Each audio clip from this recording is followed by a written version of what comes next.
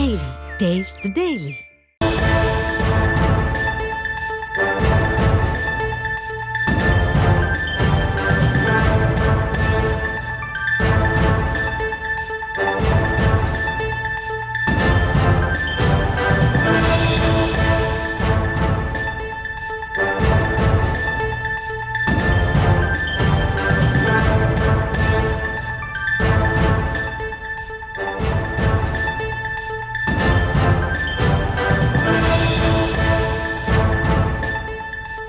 அரசு பள்ளி மாணவி ஆசிரியர்களால் பாலியல் வன்கொடுமை செய்யப்பட்ட சம்பவத்திற்கு அண்ணாமலை கண்டனம் தெரிவித்துள்ளார்.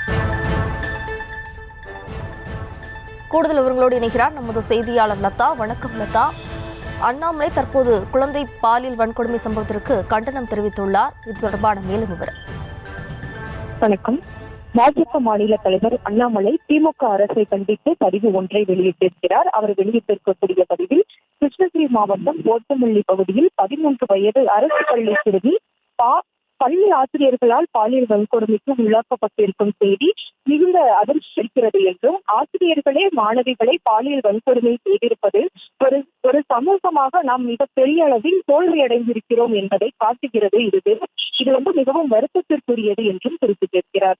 மேலும் இளம் சிறுமிகள் கற்பம் தெரிப்பது தமிழகத்தில் ஒவ்வொரு ஆண்டும் அதிகரித்துக் கொண்டே வருவதாக குறிப்பிட்டிருக்கக்கூடிய அவர், கடந்த ஆண்டு அதாவது 2023 விட 35% இது அதிகமாகி இருப்பதாகவும் குறிப்பிட்டிருக்கிறார். குழந்தைகள் நல வாரியம் குறைந்தது தமிழகத்தில் 10 மாவட்டங்களில் முற்றிலுமாக செயல்படவில்லை என்றும், 15 மாவட்டங்களில் போதுமான உறுப்பினர்கள் இல்லை என்றும் குறிப்பிட்டிருக்கக்கூடிய அவர், பார்த்தோம் அப்படின்னா ஒரு புறம் பெருகி வரும் பாலியல் குற்றங்கள், போதைப் பொருள் புழக்கம், மற்றொரு புறம் அவற்றை கட்டுப்படுத்தும் அரசு அமைப்புகளை செயல்படாத வண்ணம் முடக்கி வைத்திருப்பது என நமது குழந்தைகளுக்கான அடிப்படை பாதுகாப்பை உறுதி செய்வதில் திமுக அரசு முற்றிலுமாக தோல்வியடைந்து இருப்பதாகவும் தனது அந்த கண்டனங்களை பதிவு செய்திருக்கிறார். இந்த குற்றத்தில் தொடர்புடைய அனைவரையும் உடனடியாக பணி நீக்கம் செய்து துறை ரீதியான நடவடிக்கை எடுப்பதோடு கடுமையான சட்ட நடவடிக்கைகளும் எடுக்கப்பட வேண்டும் என்றும், தமிழகம் முழுவதும் அனைத்து மாவட்டங்களிலும் குழந்தைகள் நல வாரியத்துக்கான உறுப்பினர்களை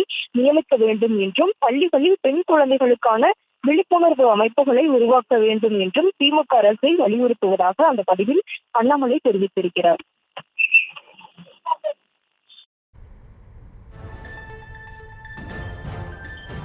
விவரங்களுக்கு நன்றி லதா.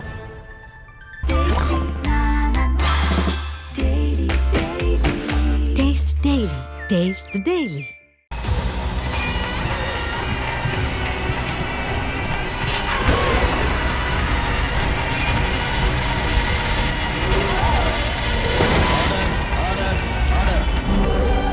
நிகழ்தகவு குற்றங்களின் மறுபரிமாணம்.